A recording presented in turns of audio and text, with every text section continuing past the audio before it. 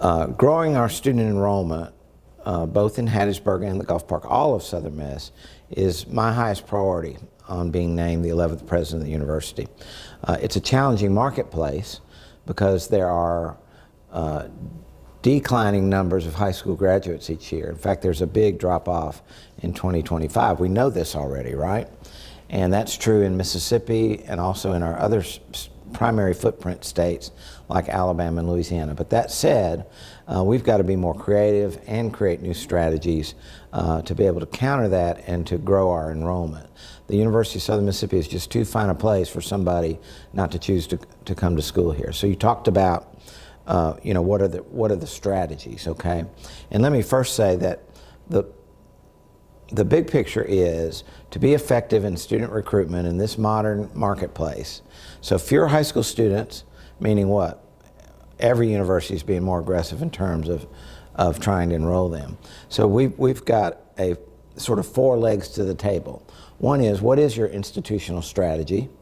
The second, which is critical but less obvious, is what are your processes? What are the processes through which you identify prospects and you work them through the process? How seamless can we make it for a student to apply to Southern Miss, to get more information, to be admitted, to come through the scholarship process, and to finally be enrolled? So strategies, process. The third thing is investment. What is the institutional willing and able to spend in order to recruit more students? And investment means scholarships, marketing materials, both social media and print. It means personnel, how many boots on the ground you have, and those sorts of things. And then the fourth part, which is as critical as the first three, is just effort. And so what we've chosen to do is take a very aggressive stance in marketing the uniqueness of Southern Miss, okay? So we're increasing those investments. We're developing a strategy that's probably too detailed to go into here. We're always working on our processes and really upping our effort. And so just in the short time I've been here, I began on July 18th and became the permanent president on October the 27th. I have personally visited 17 high schools and 11 community colleges in Mississippi. And I think we're having some great response there. So I've been able to talk to an entire senior class or junior class and to community college students as well. Certainly, affordability, accessibility are always issues. And some of that is dependent on what our state appropriations are from year to year. And those have been increasing, we're happy to say, in small incremental forms. We can't compromise on the quality of the educational product.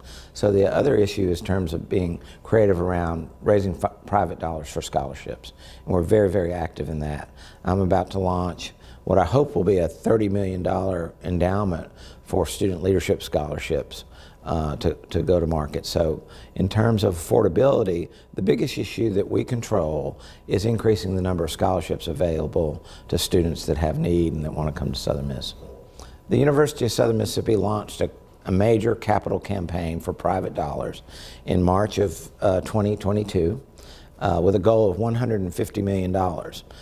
Much of that is for scholarships. Some of it is for faculty endowments. Some of it is for new buildings, those sorts of things.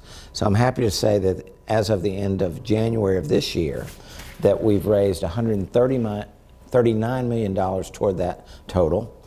I've been blessed to have a hand in, since I've arrived, raising $13 million. And so we continue to solicit our alumni, our friends, corporate foundations to provide that extra money that really is the margin of excellence for Southern Miss. So I suspect that we will meet or exceed that goal within this calendar year, that goal of $150 million. I think that the quality of the student experience, especially on a residential campus like Hattiesburg, but on any, Gulf Park, Hattiesburg, everywhere, the quality of the student experience is very much a part of the brand and what attracts students and, more importantly, retains them. I think that all campuses, ours included, took quite a blow through the two pandemic years when you had two cohorts of new students coming through that didn't know what the Southern Miss experience is. So again, among my top 3 priorities is reinvigorating student life, so that at Southern Miss, whether you're at Gulf Park or in Hattiesburg, that there are more opportunities than you can avail yourself of to really be involved. I think the key is for students to have engaging things to do, to help develop their leaderships, their sense of community, to put a hand on the wheel, and to make Southern Miss better because they were there. And so that's a big emphasis of my administration. You know, I like to say that Southern Miss was community college friendly when that wasn't cool. You know, when you go back through our history, all the way back to the 60s and 70s, almost half of our undergraduate students have been Mississippi Community College graduates. Somehow over the last decade, we've slipped slightly in that, okay? I think a lot of it is this increased competition, that now other four-year schools recognize the quality of the community college transfer, and they've been very aggressive in recruiting them. So again, as I said earlier, just this fall, I went to 11 different community colleges, and many of those I met with the president and the students, but with the president starting to work out agreements for automatic honors college transfer, for seamless transition. And so I'm happy to say that just this spring, when you compare this spring new community college graduates to a spring a year ago, that we were plus 300. So we welcome those community college students. It's going to be more and more critical to our enrollment growth, and we're seeing some positive signs of progress there. Back to the question of student life. You recently announced a position, Senior Associate Provost for DEI. Yes. Can you explain why you felt this position was necessary? Yes, I think that the number one opportunity for us in this DEI area is in growing the number of minority faculty members. So we need a faculty that's more reflective of our student body.